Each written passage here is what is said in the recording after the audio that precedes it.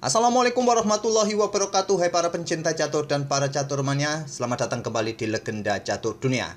Kembali lagi di turnamen online Speed Chess Championship. Kemarin libur 1 hari kawan, melewatkan partainya Hikaru Nakamura yang berhasil mengalahkan David Paravian kawan dengan skor yang meyakinkan. Sedangkan partai yang lain kawan juga kemarin Abdusattorov ini harus mengakui keunggulan Wesley So dengan skor yang terbilang cukup ketat kawan, 14,5 12,5. Dan setelah memainkan babak 16 besar ini kawan, tadi malam memainkan babak quarter final kawan, di mana Ding Liren ini dilibas oleh Nihal Sarin dengan skor yang cukup meyakinkan kawan, 17-9. Dari 26 partai yang dimainkan terdiri dari permainan Blitz 5 menit, Blitz 3 menit, dan Bullet 1 menit. Incrementnya semua game hanya 1 detik kawan. Cukup meyakinkan melibas Ding Liren, calon juara dunia baru kawan. Ya mungkin saja Ian Nepo ataupun Ding Liren 2023 nanti yang menjadi juaranya. Cukup meyakinkan 17 melawan 9. Oke, kita langsung ke papan permainan kawan. Dan game pertama ini adalah Blitz 5 menit increment 1 detik. Nanti kita akan lanjut game keduanya kawan. Cukup menarik dua game ini nantinya. Pion E4 oleh Ding Liren, pion C6 Karukan, pion D4, pion D5, pion E5 variasi pion maju, pion C5 variasi Botvinnik, variasi yang dipopulerkan oleh juara dunia ke-6 Mikhail Botvinnik. Tidak meladeni pertukaran pion kawan, mungkin ini pengorbanan sementara, gampanglah nanti kalau ingin menerima pion ini, ya jelas pion E6 ini akan dimainkan membuka diagonal gajahnya kawan.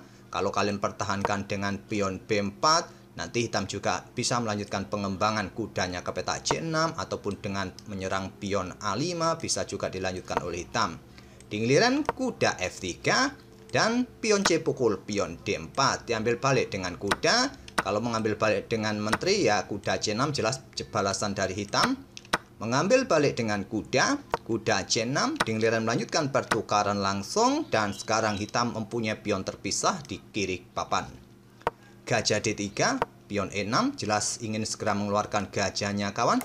Rokade, ternyata kudanya terlebih dahulu untuk dikembangkan di petak E7. Karena memang kuda ini kalau tidak segera berkembang juga tidak mempunyai petak yang bagus kawan. Ke petak H6 pun kemungkinan ya akan disikat oleh gajah putih ini.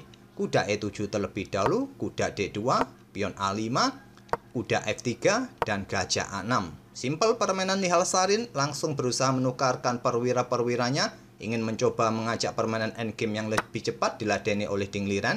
Diambil balik oleh benteng, pion C4, ditolak pengorbanan pion C4 dengan langkah kuda G6 agar gajahnya juga segera berkembang. Kalau diterima tadi kawan, ya gampanglah di sini putih nanti bisa ambil pion ini, kemudian gampanglah itu nanti benteng digeser ataupun manuver kuda, tapi kuda tetap ke petak F3 ini menjaga pion, juga posisinya cukup sentral kawan posisi kuda F3 ini. Jadi kalau terjadi pertukaran menteri terlebih dahulu ya pion ini gampanglah nanti direbut oleh putih. Pikiran Ding Liren seperti itu saat menawarkan pion C4-nya. Ditolak tadi kuda G6 oleh Nihal Sarin. Sekarang barulah ditukarkan kawan, pion C pukul pion D5. Diambil balik oleh pion C. Kalau ambil balik menggunakan pion E, jelas konstruksi pionnya akan menjadi 3 bagian kawan. Jangka panjangnya tidak terlalu bagus. Kecuali musuh kalian ngantuk, ya nanti kalian bisa memenangkan permainan. Pion C pukul balik pion D5. Sekarang pion H4, coba usir kuda ini. Dihentikan oleh pion H5. Gajah E3 melanjutkan pengembangan, gajah E7 juga persiapan rokade, pressure pion yang ada di peta H4, pion G3.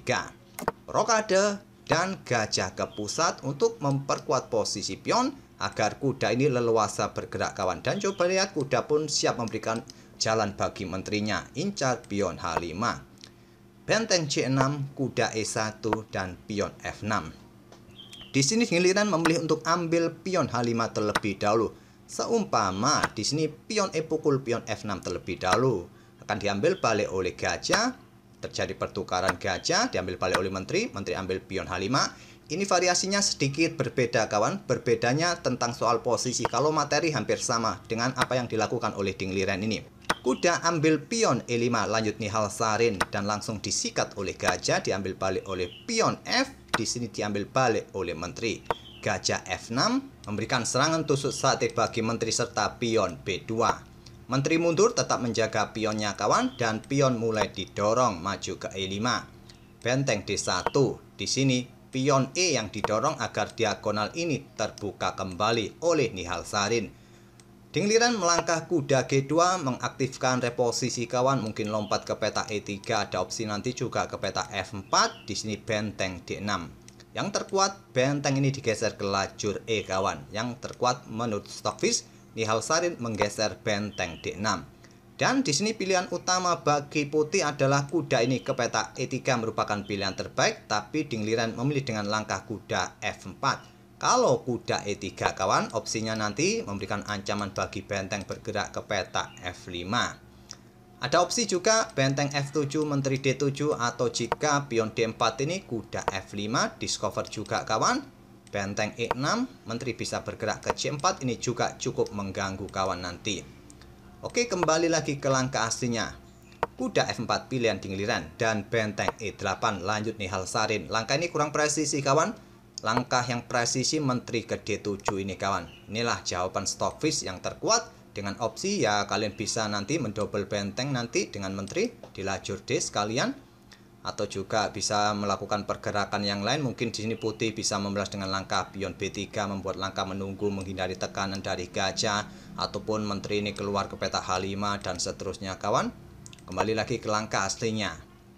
Benteng E8 dipilih oleh Nihal Sarin, dan langkah brilian dari Dingliran melakukan pengorbanan benteng kawan.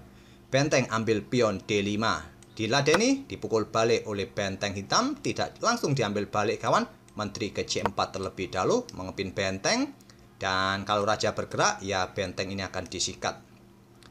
Benteng naik ke peta E5, pertahankan saudara. Benteng D1 kawan, dan di sini menteri C7 mengorbankan menterinya kawan, membuat pertukaran.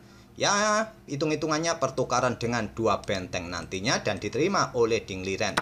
Menteri pukul menteri, benteng pukul benteng D1. Raja naik ke G2, benteng bergeser ke D2, dan dilanjut dengan langkah kuda G6. Benteng mundur untuk menjaga baris belakangnya kawan. Di sini menteri bergerak ke C4 skak. Raja bergerak ke H7, menteri F7 menjaga kuda, serang benteng. Benteng digeser ke lajur C untuk segera ditumpuk nanti kawan, serang pion F2. Mungkin itu rencana dari Nihal Sarin. Di sini pilihan terbaik adalah kuda ke peta E7 kawan. Untuk nanti kawal peta-peta terang ini, menteri siap melakukan skak mat di peta H5. Tapi memilih dengan langkah kuda ke F8 skak, dan raja bergerak mundur. Ini adalah langkah blunder. Harusnya benteng langsung sikat kuda, dan komposisinya akan jadi seperti ini. Mungkin ini juga tidak nyaman bagi hitam, karena meladeni menteri dengan gajah plus benteng. Hitam bisa melanjutkan dengan pion E3 kawan, dan bisa mendapatkan pion ini nanti. Kalaupun di sini menteri bergerak ke peta gelap ini kawan, untuk mendukung di sini ya, atau pion ini simple didorong saja untuk promosi, juga bisa dilanjutkan oleh hitam.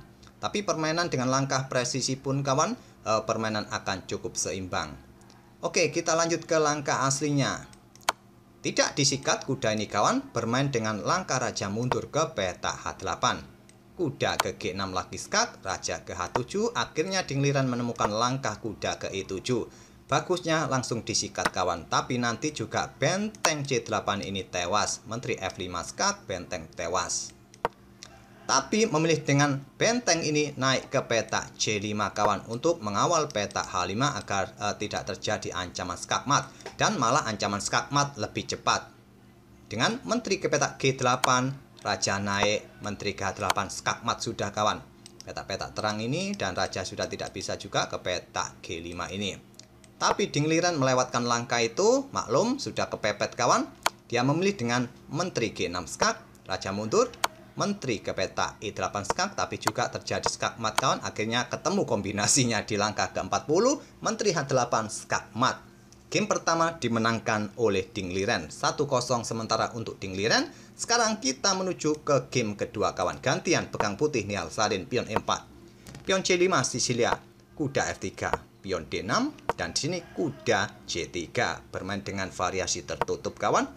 Kuda F6, pion E5, terjadi pertukaran biasanya di peta D4, sekarang langsung terjadi pertukaran di peta E5.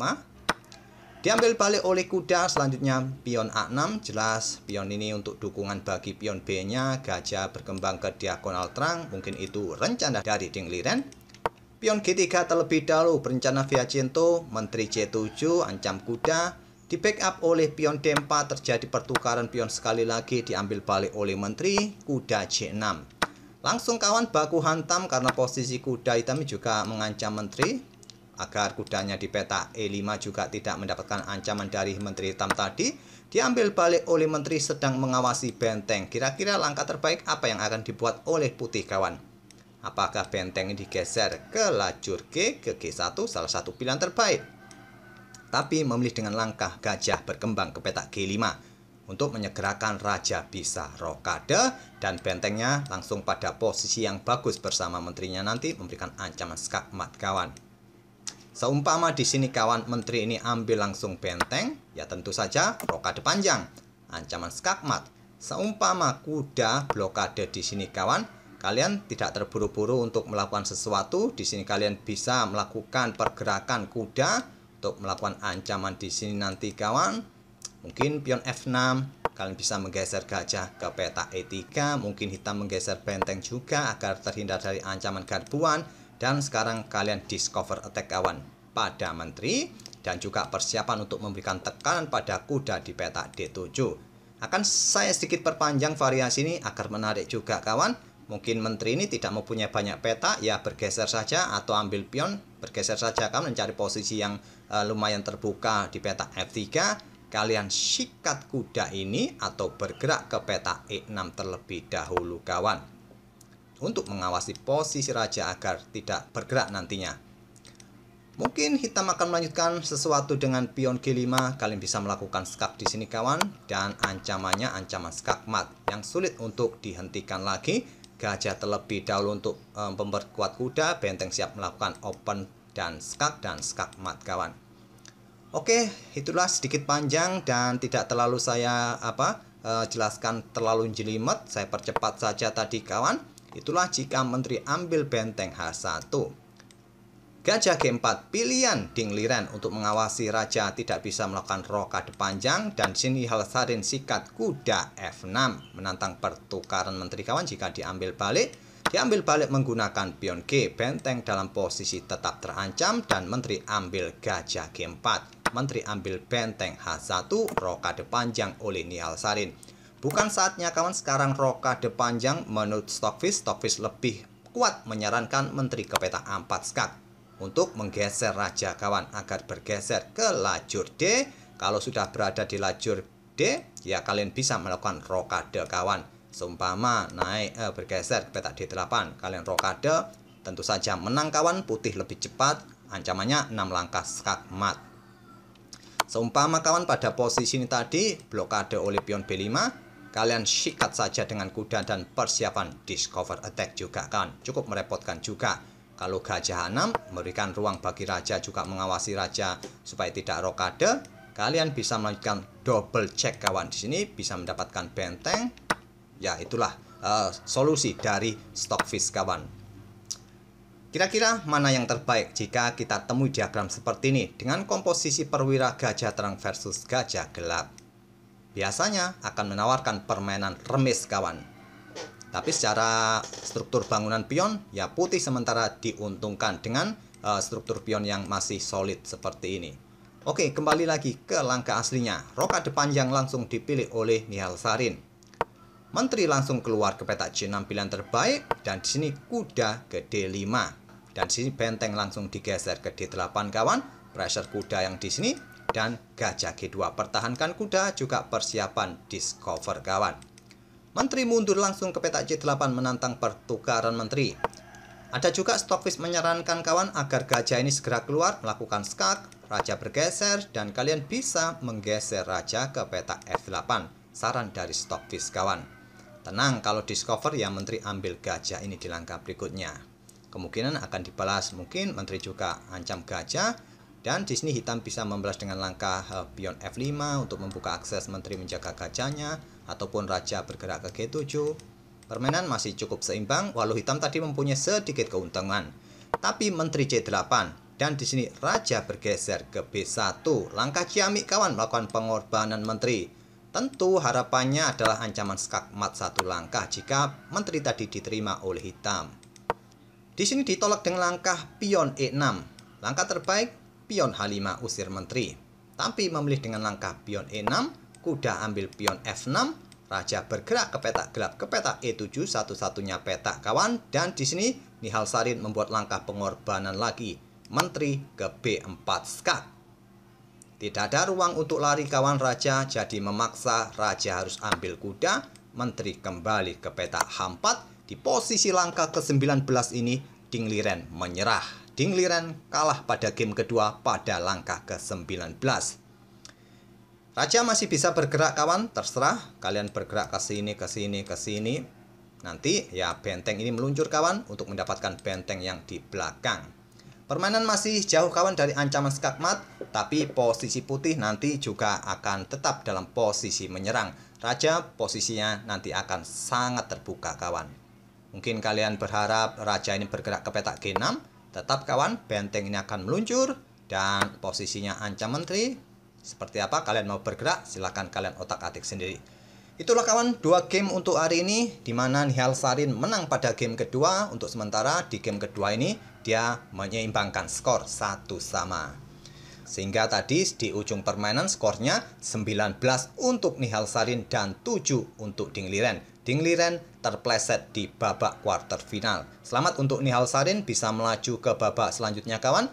Dan itulah game permainan Nihal Sarin kawan. Semoga permainan dari kedua pemain tadi bisa menghibur kalian. Dan kita akan bertemu di video-video berikutnya. Terima kasih. Wassalamualaikum warahmatullahi wabarakatuh.